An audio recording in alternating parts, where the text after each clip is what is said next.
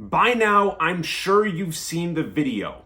Jaguar has managed to garner the fury of the entire automotive industry, and I think they are geniuses. On November 19th, Jaguar revealed a major rebrand and announced their new motto of copy nothing. It was met with nearly universal criticism, from people critiquing the weird futuristic imagery to the fact that there wasn't even a car featured in this ad. And along with this rebrand comes Jaguar's aspiration to move upmarket and to shift to an electric-only lineup. But the reason why this is being met with so much pushback is because Jaguar has a long and storied history, and it feels like a lot of that is just kind of getting tossed out of the window.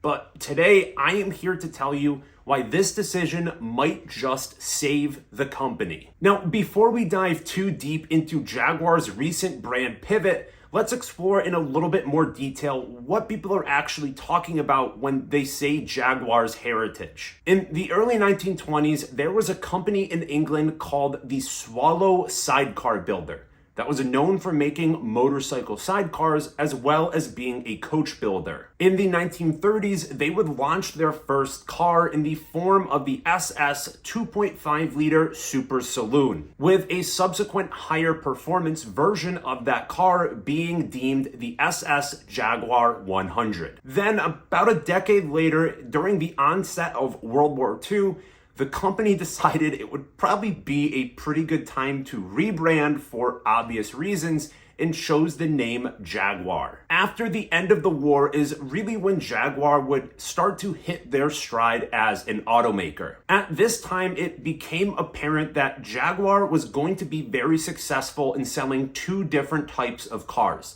The first being luxury cars with the Jaguar Mark V and Mark VII, and the other type being sports cars with the XK120 and XK140. And besides just building production cars, the other area that Jaguar was ultra successful in during these early years was motorsport. They managed to win the 24 Hours of Le Mans 5 different times during the 1950s, as well as seeing success in a variety of different sports car racing series. In terms of their road cars, maybe the most iconic Jaguar ever built would come out in 1961 in the form of the Jaguar E-Type. The E-Type was a car that was truly ahead of its time, and we'll start off just by talking about its design. It is sleek, it is elegant, and it is widely considered to be one of the most beautiful cars ever built. It was also one of the first sports cars to feature things like 4-wheel disc brakes, as well as independent front and rear suspension. And its unique frame design for the time meant that it was light too, weighing in at under 2,900 pounds. All of this meant that the car was capable of going 150 miles per hour and doing a sub 7-second 0 to 60 run, all of which were incredibly impressive. And many people will say, myself included, that the launch of the E-Type and some of the subsequent generations was truly the peak of Jaguar. In the mid-1960s, Jaguar was starting to feel some pressure from its suppliers and was seeing a lot of mergers and acquisitions occur in the automotive industry. And in fear of being forcefully acquired, Jaguar decided to merge with the British Motor Car Company. Now, despite this being a good idea on paper and the relative success of the Jaguar brand during this time, a few years after this merger went through, the larger holding company that owned the Jaguar brand just wasn't doing all that well. This meant that there just wasn't the money to invest in developing new products, and there was less of a focus on quality control, and this significantly hurt the Jaguar brand. In the mid-1980s, Jaguar broke free and was once again an independent automaker. And this was good for Jaguar purely from a business perspective because they were able to get quality control in check. They also laid off a whole bunch of employees and raised prices, but Jaguar really didn't innovate during this period. And their independence here would be pretty short-lived as Jaguar was acquired by Ford in 1989. This was a period in time where Ford was really focused on acquiring a lot of different brands, and there would be some highlights here for Jaguar, like the XJ220 supercar or the stylish Jaguar XK, but the brand would really struggle to see mainstream success. In 2007, around the time of the global financial crisis, the decision was made by Ford and sell them to the Indian automotive conglomerate Tata Motors. And under Tata's ownership, Jaguar would continue to expand their lineup, launching the sporty F-Type, some SUVs with the E-Pace and F-Pace, a luxury sedan with the XF, and even an EV in the form of the Jaguar I-Pace. And really the high watermark for the brand here under Tata's ownership would come in 2017 when they sold nearly 40,000 cars in the US market. And I would largely argue for the space that Jaguar should be competing in, their lineup is pretty well-rounded, with vehicles ranging from crossover SUVs to luxury sedans to sports cars. But despite that, the big issue here being, compared to Jaguar's competitors, their cars just really don't sell all that well. Their sales dropped off significantly after 2020 and have never really recovered, and it's been reported that the Jaguar brand has never been profitable under Tata's ownership. And there's probably some of you wondering how that can be. You look at a brand like Porsche that has had a similar history to Jaguar and the mainstream success that they're having and wonder why that doesn't apply here. And I really think this is a good example, so we're gonna dive a little bit deeper here.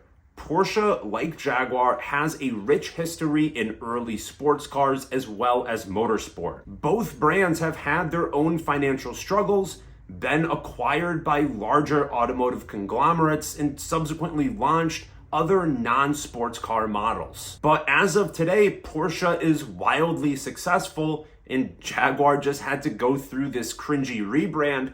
So let's talk about why that is. I would say that every step along the way, Porsche just executed better. Their history in motorsport runs a lot deeper and a lot longer than Jaguar's. They have a core product in the form of the Porsche 911 that acts as a flagship for the brand, which has then allowed them to kind of pick and choose their openings and capitalize on their heritage far more effectively. There is a very clear line that you can draw between the original Porsche 356 and the modern day Porsche 911. Now, when people talk about Jaguar's heritage, they're not talking about the cars they built in 2005, 1995, or even 1985.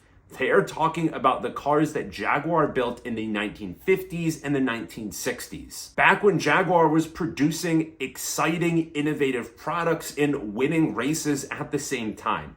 That is just not where the brand is today. While the cars that they are producing today are decent, maybe even good in some cases, it is incredibly difficult to compete in the mass market luxury segment. While the Jaguar brand may resonate with enthusiasts, to the average consumer, there is no good reason to buy a Jaguar opposed to a BMW, an Audi, a Porsche, or a Mercedes-Benz. It is clear that for Jaguar to be successful, something needs to change, which gets us to where we are today with this rebrand of Jaguar. And I'm gonna break this into two separate parts. The first being the marketing campaign and how they've chosen to advertise this shift in focus for the brand. And the other being the strategic decisions that Jaguar is making regarding their lineup and their place within the broader car market. So firstly, with the marketing campaign, I said it in the intro and I think it bears repeating. I think this was nothing short of genius. Now, I don't fully buy into the saying that all press is good press. In Jaguar's case, I do think that is true. Regardless of the decisions that Jaguar was making regarding their lineup or their brand, they chose to advertise it in a way to gain the maximum amount of attention. They did this by creating an ad that they knew was going to get insane amounts of engagement. People that watch too much Fox News are going to see it and start sounding off about how Jaguar has gone woke. Car enthusiasts will see it and cry about how this is sacrilege for the brand. And then normies see it and they just wonder what on earth is going on with this car company. And you can just go and see how Jaguar is responding to people critiquing this ad in the comments. It is clear Jaguar is in on the joke. I fully believe that the people creating this ad knew that it was going to be cringy, they knew it was going to be inflammatory, and they knew it was going to get people's attention. Just think that if Jaguar had made the announcement that they were going to start making luxury EVs and didn't come out with this ad, I probably wouldn't be making this video right now. Next, let's pivot over to the second point and talk about Jaguar's decision to move upmarket and produce luxury electric cars. While this may sound exciting to some people, I'm not 100% sure that this is the right decision for Jaguar, but I can see the direction that they're trying to go in. In the ultra luxury segment, talking about brands like Rolls-Royce and Bentleys, there just aren't a lot of EVs. Sure, there's the Rolls-Royce Spectre, but in practice, it kind of looks like all their other cars and is basically just like an electric Wraith. There really aren't any ultra-luxury EVs from legacy automakers that truly feature a striking, groundbreaking design.